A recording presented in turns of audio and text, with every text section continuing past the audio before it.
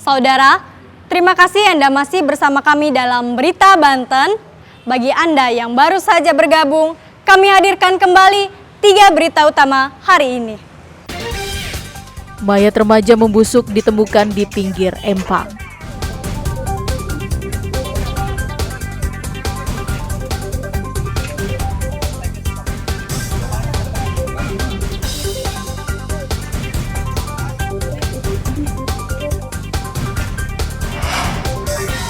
Ribuan buruh berunjuk rasa tolak tapera.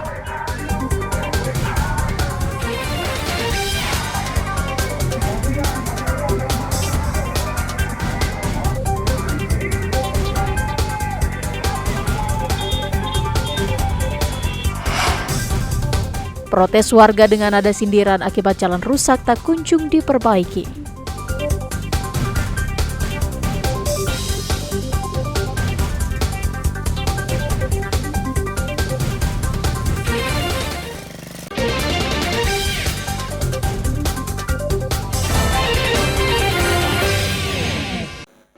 Seorang pekerja tersengat listrik di atap sebuah minimarket di Jalan Raya Serang, Pandeglang, tepatnya di Kecamatan Baros, Kabupaten Serang.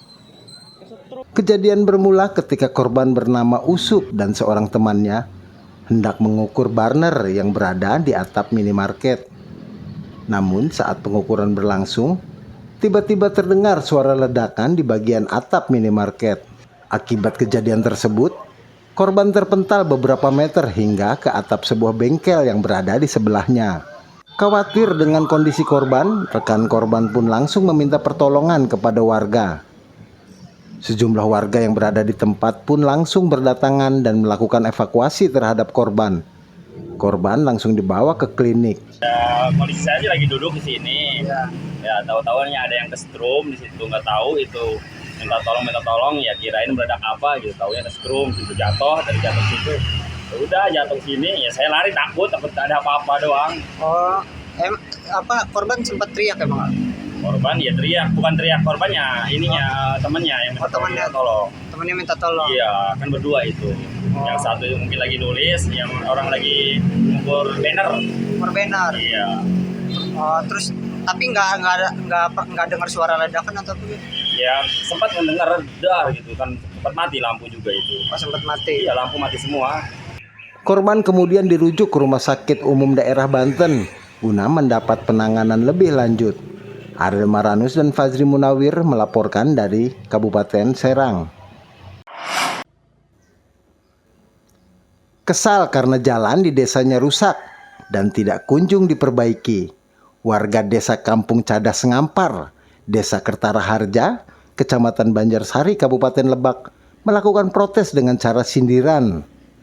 Warga memasang spanduk bertuliskan, "Selamat datang di wisata jalan rusak." Aksi memasang spanduk tersebut dilakukan oleh warga sekitar sebagai bentuk protes agar jalan tersebut secepatnya diperbaiki. Protes dan sindiran ini pun viral setelah diunggah di media sosial dan mendapatkan respon dari berbagai pihak. Rizky, salah satu sopir angkutan perkebunan yang hampir setiap hari melintas di jalan itu, berharap jalan tersebut segera diperbaiki karena dapat membuat kendaraan cepat rusak. Apa Pak? Oh, udah sering lewat sini Pak ya? Sering Pak. Hampir tiap hari nggak? Tiap hari hampir ya. Masa gini mah Pak, sering kerusakan banyak Pak. Udah kelahar, apalagi kayak lubang-lubang itu kan kena kelahar mah cepat habis Pak. Mau cepat rusak mobil ya? Iya. Jadi ada kerugian ya? Ada kerugian Pak. Kalau jalan begini terus mah. Terus apalagi apa? musim hujan mah Pak. Yang paling kita takutin itu cuma di musim hujan doang. Habis pakai jalan ke tanah, pakai jalan batu, licin Pak. Selain menghambat aktivitas warga, kerusakan jalan ini juga sering menjadi penyebab kecelakaan, terutama bagi pengendara sepeda motor. Segera cepat dibangun biarkan masyarakat juga menikmati jalan bagus. Ini tuh akses utama Pak ya? Ya akses utama ini. Ini jalur utama. Mau ke sekolah, mau ke puskesmas, mau kemana, ini jalurnya. Menurut Sekretaris Desa Kertara Harja, rencana perbaikan jalan sudah masuk ke dalam perencanaan di tahun 2025 mendatang. Untuk Cibenying Cadas Ngampar itu itu sekitar 2025. Cuman kemarin memang mungkin mereka melihat pembangunan jalan aspal ya, kampung dekatnya yaitu Kadulalai, kampung Kapudang itu dibangun, mungkin ada sedikit pertanyaan lah, kok kita belum dibangun gitu kan. Warga berharap ruas jalan sepanjang 1 km tersebut agar secepatnya diperbaiki, sehingga ruas jalan tersebut dapat dilalui dengan aman dan tidak membahayakan pengendara yang melintas. Ariel Maranus dan Sajiwa Pratama melaporkan dari Kabupaten Lebak. Puluhan aktivis Greenpeace Indonesia menggelar aksi damai di depan Geraha Unilever di Kecamatan Cisauk, Kabupaten Tangerang. Selain membentangkan spanduk berisi tuntutan, para aktivis Greenpeace Indonesia ini juga membuat replika logo perusahaan berbahan dasar sampah plastik kemasan.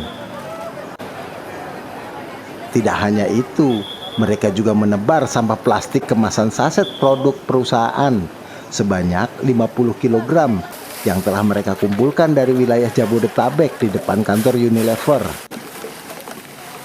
Menurut salah satu perwakilan Greenpeace Indonesia, tujuan aksi kali ini adalah mengembalikan sampah yang dibuat oleh Unilever. Perusahaan ini diketahui sebagai penyumbang sampah terbesar dari berbagai negara. Bahkan masuk 3 besar penyumbang sampah saset terbanyak yang sulit didaur ulang. Greenpeace Indonesia juga meminta pihak Unilever untuk memikirkan sampah yang dibuatnya. Kalau kita lihat di data brand audit ya, di selama 5 tahun belakang ini jaringan berikut plastik, Unilever menjadi satu top pencemar ya, atau pencemar utama dalam 5 tahun terakhir. Artinya mereka di teratas, 3 teratas di Indonesia, di Asia Tenggara. Di akhir tahun kemarin sama awal tahun ini kita bikin brand audit yang khusus sama saset. Itu di Indonesia, Filipina, terus di Vietnam sama India, Unilever salah satu top 3-nya penyumbangan saset terbesar gitu. Karena kita lihat saset ini multi layer, terus jenis plastik juga berbagai macam, artinya susah didaur ulang gitu kan. Artinya satu jenis plastik aja susah didaur ulang, apalagi ini berbagai macam lapis gitu kan. Dan kita lihat penandakan kembali nggak ada tuh. Selama ini problemnya adalah ketika fase konsumsi yang dibebankan sama konsumen. Ya konsumen memilah sampahnya, buang sampah di tempatnya, tapi saya itu siapa yang bertanggung jawab tuh. Makanya sebenarnya hadirnya produsen itu penting tuh untuk menaik kembali kemasannya. Usai menerima tuntutan para aktivis, perwakilan perusahaan bergegas membersihkan tumpukan sampah plastik kemasan produk yang sebelumnya diletakkan. Ariel Maranus dan Sabudin Atar melaporkan dari Kabupaten Tangerang.